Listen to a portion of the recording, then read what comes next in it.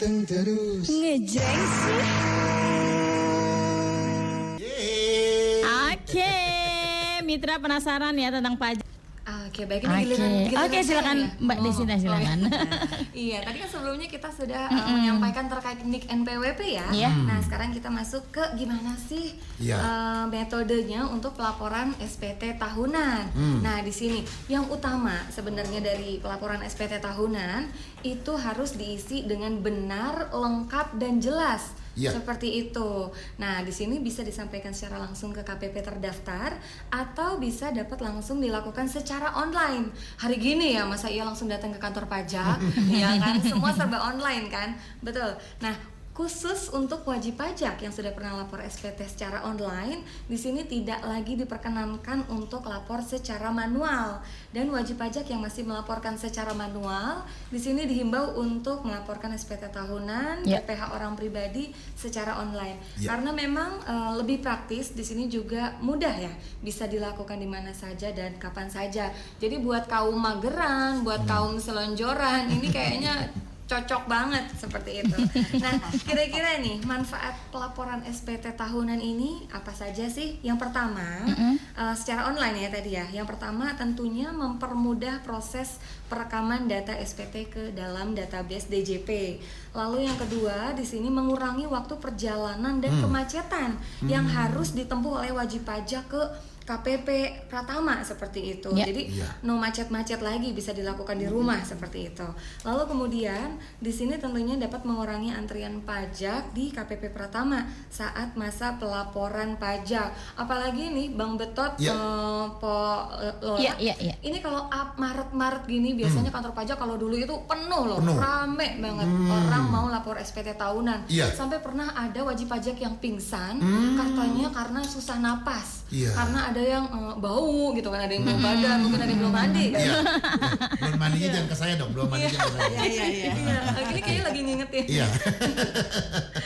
Nah, terus kemudian tentunya di sini dapat mengurangi banyaknya berkas fisik. Jadi di sini sudah tidak menggunakan kertas-kertas lagi. Dan terakhir mengurangi resiko hilang atau rusak dokumen tersebut saat akan diarsipkan karena semuanya terarsip secara sistem. Jadi kalau wajib pajak mau buka lagi pelaporan SPT tahunan sebelumnya, tinggal buka DJP online, di situ sudah ada semuanya. Seperti itu ya, Mitra Elgangga. Nah, lalu kemudian gimana sih tata cara pelaporan SPT tahunan untuk orang pribadi? Secara online ini bisa dilakukan dengan dua cara. Yang pertama secara e-filing. Yang kedua melalui e-form atau elektronik formulir. Nah, secara e-filing ini adalah penyampaian SPT tahunan secara elektronik yang dilakukan secara real time. Nah, di sini pada website djponline.pajak.go.id. Jadi sama tuh dengan pada saat kita nanti mau pemadanan data atau pemutakhiran data kependudukan seperti itu NPWP. Nah, terus kemudian cara yang kedua dilakukan melalui e-form. Nah, e-form ini yaitu penyampaian SPT tahunan dengan cara pertama sebelumnya itu mengunduh formulir SPT terlebih dahulu. Bentuk filenya adalah PDF. Nah, cara pengisiannya pun sama dengan pada saat kita melakukan pengisian secara manual. Hanya saja ini dilakukan di laptop kita seperti itu. Nah, dilakukan pengisiannya itu secara offline, namun nanti pada saat akan submit SPT, di situ baru perlu koneksi internet. Tentunya semua yang disediakan DJP ini memudahkan ya untuk wajib pajak kedepannya dalam menyampaikan kewajiban perpajakannya. Seperti itu, Bang Betot dan Pok Lola. Mbak kasih taunya cepet tapi jelas banget gitu ya buat Mitra. Bang Betot ada maunya. Gue ngeliatin mukanya aja dari tadi karena seneng. Ya mulutnya enak banget menyampaikannya, jelas. Faktanya jelas. Oke, baik. Lanjut Lola. Begitu berlanjut selanjutnya mungkin untuk Mbak Lia ya. Tadi kan disampaikan metode pelaporan SPT tahunan orang pribadi dengan formulir 1770 S dan 1770 SS. Nah, salah satunya menggunakan metode e-filing. Bisa diceritakan ya secara singkat bagaimana sih cara melaporkan SPT tahunan orang pribadi secara e-filing tersebut dan apakah ada sanksi apabila tidak atau terlambat nih melaporkan SPT tahunan PPh orang pribadi? Ya, baik. Tadi kan Mbak Desi udah cerita nih kalau pelaporan SPT orang pribadi itu bisa melalui e-filing dan e-form, gitu ya. Nah, sekarang tetapi kalau untuk SPT 1770 SS dan S itu akan lebih gampang itu apabila melalui e-filing. Karena kan bisa dilakukan dengan melalui ponsel kita tuh. Jadi kan bisa di mana saja dan kapan saja ya istilahnya. Nah, kemudian ini sekilas nih gimana caranya lapor SPT tahunan 1770S dan 1770SS menggunakan e-filing. Tentunya kita pertama memiliki akun pajak dan membuka laman djponline.pajak.go.id.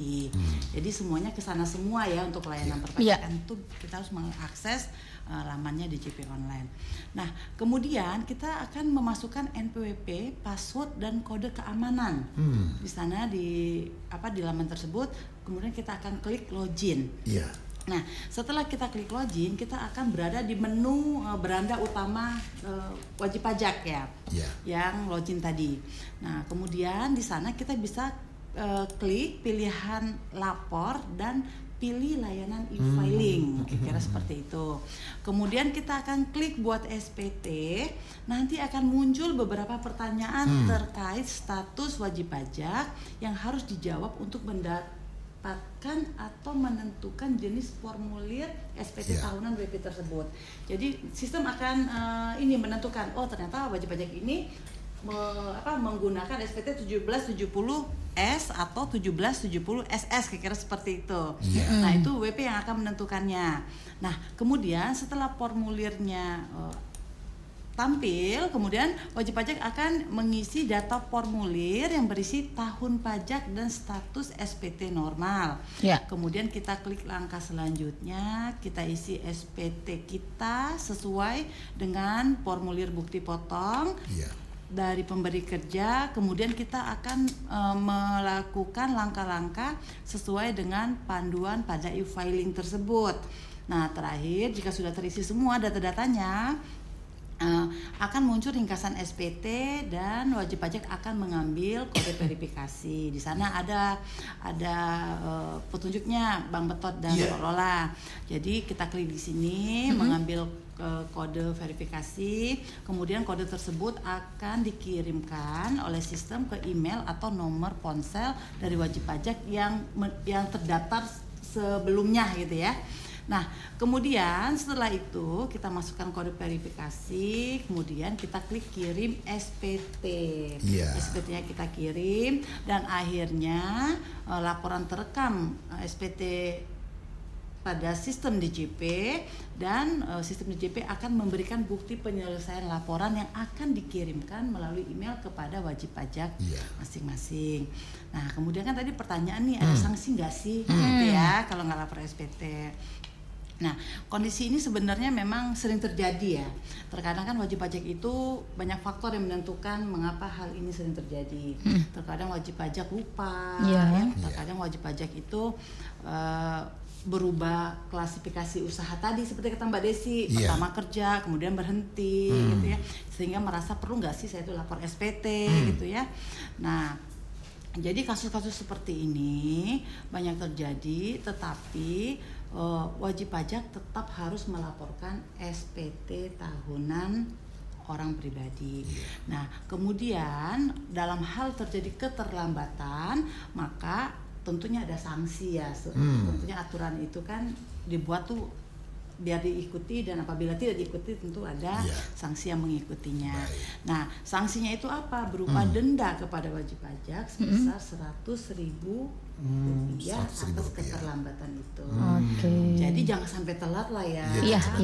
Kalau 100.000 kan bisa dibeliin rinso. Benar banget. Oke deh, berarti udah dijelaskan ya dari keterlambatan harus bagaimana dan apa yang dibayarkan. Ada Ibu Suparmiana dari Keranji Inkopol itu dia nanya, saudara saya masih dia nggak punya KTP yang seperti saya, KTP itu. Jadi iktp. Jadi masih punya KTP yang lemes katanya gitu ya. Nah, yang masih zaman dulu gitu. Nah, ini harus bagaimana? Karena kan tadi yang saya dengerin katanya itu semuanya sesuai sama masa depan kayak BPJS, pajak kita, NPWP. Bagaimana nih dengan yang belum punya IKTP? Oke. Ya. Jadi yang kita bahas di sini itu ada 2 data. Iya. Kalau terkait dengan NPWP itu nanti datangnya ke KPP. Ya.